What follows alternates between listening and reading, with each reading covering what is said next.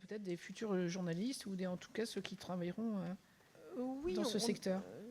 Écoutez, j'ai longtemps donné un cours sur la déontologie. D'ailleurs, je crois que Pierre Gantz avait été invité à une des sessions.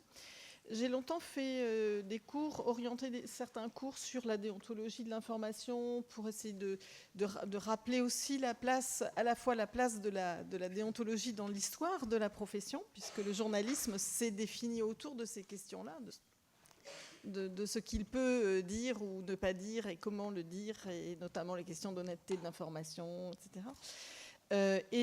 Aujourd'hui, je continue à travailler sur les questions d'éducation aux médias et à l'information.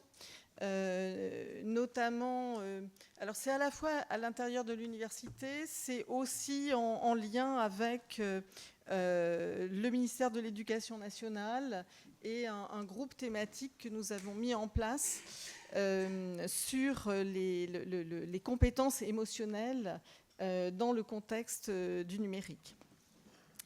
Mes recherches portent sur les questions de déontologie, d'éthique des programmes, de l'information, et je mène également depuis de nombreuses années des recherches et des enquêtes sur les pratiques médiatiques et numériques des adolescents.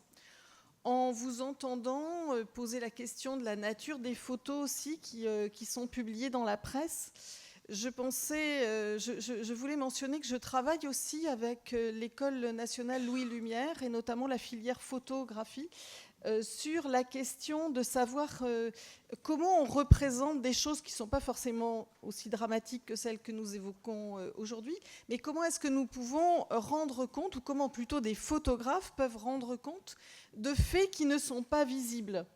Et en vous entendant, je pensais à certains... Alors, ça ne veut pas dire que c'est la seule manière de représenter les faits journalistiques, pas du tout. Mais je pensais au travail très intéressant de Samuel Bollendorf, qui est à la fois photographe, photojournaliste, photographe documentaire aussi, et qui a su rendre hommage aux personnes, par exemple, aux cadres qui se sont suicidés à France Télécom, qui a su rendre hommage aux SDF qui sont morts dans la rue, qui a su aussi proposer un travail en hommage aux migrants qui meurent dans la Méditerranée, donc en réfléchissant à cette question de l'émotion, c'est-à-dire comment est-ce qu'on peut rendre hommage et constituer une émotion commune sur ces personnes victimes, en étant tout à l'opposé du voyeurisme et d'images sanguinolentes. Ce qui ne veut pas dire qu'ils disent qu'il ne faille pas aussi parfois rendre compte de la réalité des horreurs, mais on voit bien l'ensemble des parties des problèmes que cela pose, ne serait-ce que pour les proches des victimes. Et je comptais parler de mes recherches personnelles sur les pratiques médiatiques des adolescents et notamment la réception des images d'attentats ou des images violentes, notamment dans la consultation de leurs comptes de réseaux sociaux numériques. J'ai plusieurs outils pour cela. Grâce au CMEA, qui sont une association d'éducation populaire, je peux recueillir des milliers de réponses à un questionnaire dans le cadre de l'Observatoire des pratiques numériques des adolescents en Normandie, qui est soutenu par la région académique Normandie, le ministère de l'Agriculture et Canopé. Et la première étape de ce dispositif, c'est de dire qu'il y a quand même beaucoup de stéréotypes, de fausses informations aussi sur les pratiques numériques des adolescents et que nous avons besoin de les documenter et d'informer à la fois les jeunes et les enseignants de ces pratiques. Donc nous traitons, avec mon collègue Jean-Marc Meunier, chaque année plusieurs milliers de réponses, entre 3 et 7 000 selon les années. Donc, je vais m'appuyer sur cet observatoire pour rappeler quelques chiffres. Entre 15 et 17 ans, donc à partir de cet observatoire, on peut dire que tous les adolescents, sauf vraiment les plus vulnérables, ceux dont les parents sont vraiment les plus défavorisés, sont équipés de smartphones. entre 12 et 17 ans, le CREDOC, donc il y a un autre échantillon, un échantillon national, dit qu'ils le sont à 96%. Donc on peut dire qu'on a une généralisation très grande de l'équipement en smartphone. Et les adolescents font toujours partie des tranches d'âge qui se connectent le plus à Internet, même si ce ne sont pas les seuls. La moitié des adolescents dans notre échantillon donc normand, dont nous faisons en sorte qu'il soit représentatif quand même de la situation générale par des retraitements, nous avons la moitié des adolescents qui jonglent avec 6 comptes de réseaux sociaux numériques, on va dire 6 comptes de réseaux sociaux numériques, Discord, Twitter, WhatsApp, Facebook, YouTube, Pinterest, TikTok, Snapchat et Instagram.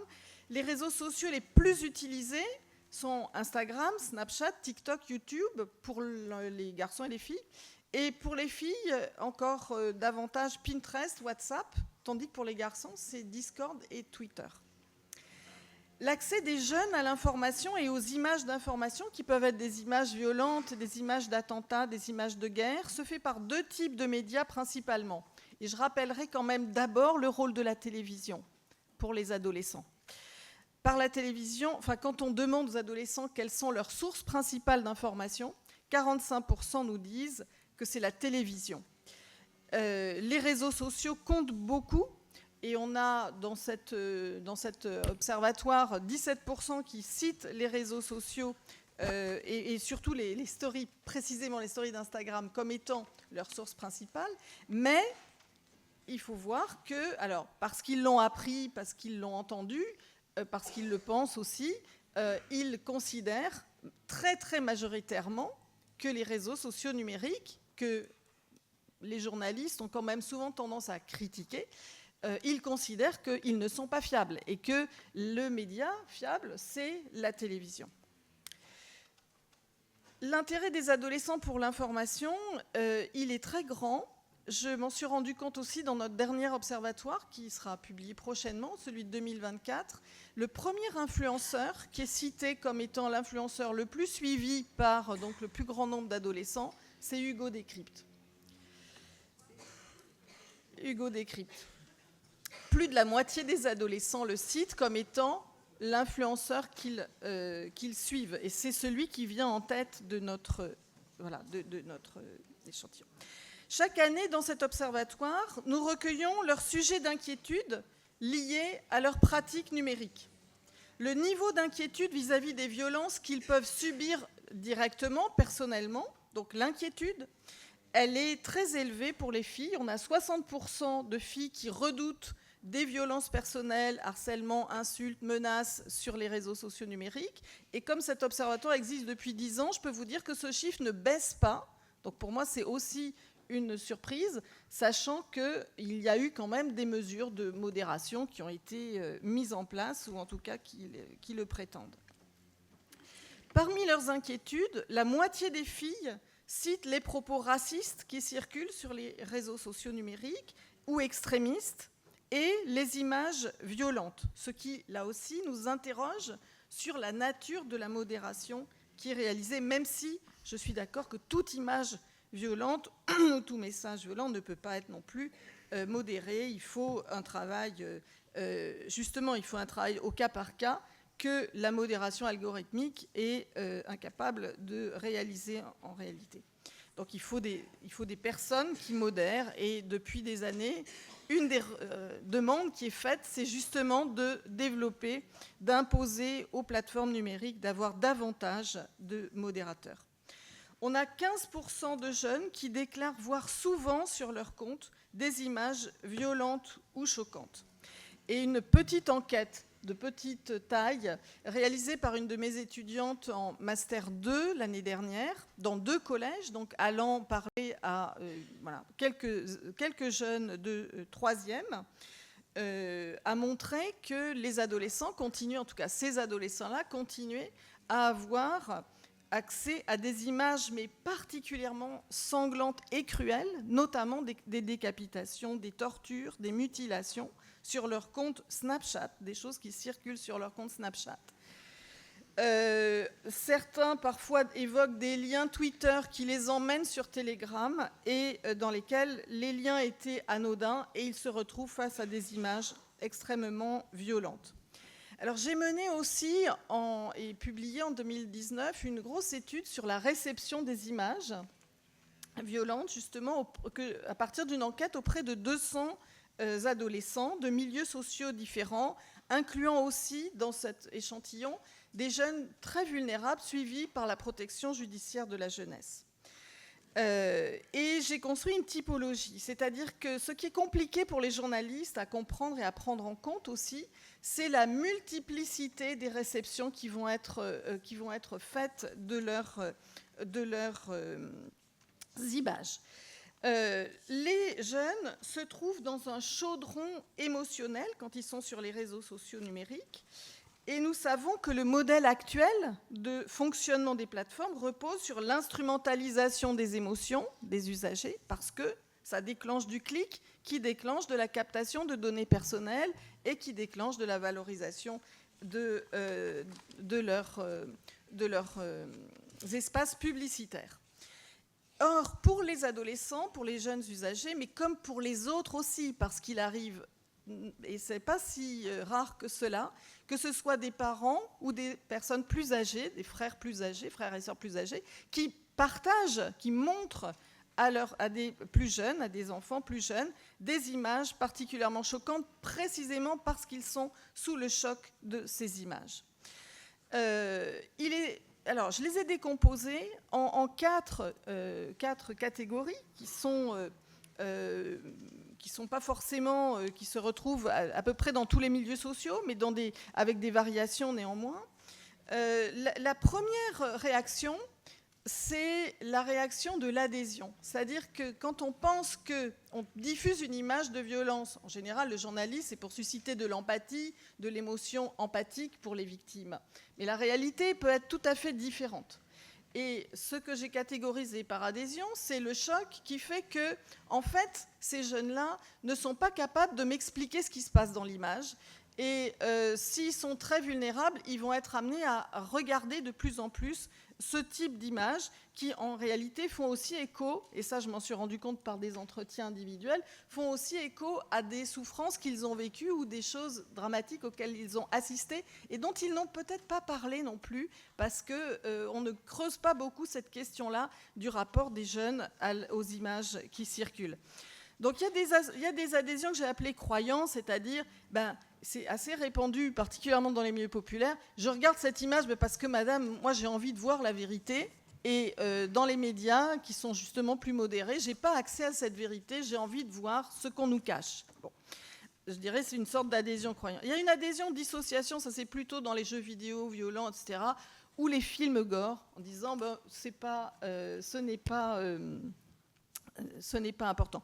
Je veux dire, ça n'est pas la réalité. Il y a des formes d'adhésion sidération qui sont liées donc, souvent à des traumatismes personnels et dont je vous parlais, qui viennent déborder les sujets, les empêcher en fait de comprendre et d'analyser ce qui se passe. Et il y a aussi des adhésions jouissances, c'est-à-dire un plaisir à voir des images qui sont des images particulièrement cruelles et sur lesquelles vont se coller, moi j'ai appelé ça de la radicalisation cognitive, vont se coller des interprétations qui sont des interprétations extrémistes qui vont justifier, par des grilles culturelles ou idéologiques, qui vont venir justifier la violence. Donc l'image de violence ne suscite pas par définition un effroi qui induirait une honte, et malheureusement on s'en est rendu compte aussi sur les procès de Mazan, une honte sur les auteurs de ces violences. La deuxième stratégie, c'est l'évitement. Donc elle existe et elle est très importante aussi, plus importante quand même pour les images sexuelles que pour les images violentes, il faut le savoir. Et la troisième stratégie, c'est l'indifférence. Madame, il y a tellement d'images comme ça, qu'est-ce que vous voulez que je fasse? J'y peux rien. Bon. La quatrième stratégie, très intéressante, présente aussi dans tous les milieux sociaux qui étaient dans cet échantillon, c'est l'autonomie, c'est-à-dire le fait que quand je vois une image sur mon réseau social ou que je sais qu'il y a une image qui est liée par exemple à un féminicide, j'ai eu ce cas dans le... eh bien, je ne vais pas cliquer, madame, parce que si je clique, je suis complice de l'acte, du crime qui a été commis. Et donc ça, c'est assez peu connu aussi, c'est le fait que non, tout le monde ne clique pas de façon automatique. Il y a tout un travail que j'ai appelé travail émotionnel, en reprenant les termes d'une autre chercheuse, qui fait qu'on peut refuser de cliquer, mais on peut aussi signaler, et ça fait partie aussi du travail que réalisent les jeunes. Il y a d'autres travaux qui sont faits, notamment ma collègue Alexandra Seimer, qui travaille sur les filtres culturels et qui montre par des ateliers de co-interprétation à quel point certaines images, parce que les signes qui sont présents dans l'image ne vont pas du tout être décodés de la même manière, que des images peuvent susciter des interprétations complètement différentes. Je dois conclure. Oui, s'il vous plaît. Bien sûr.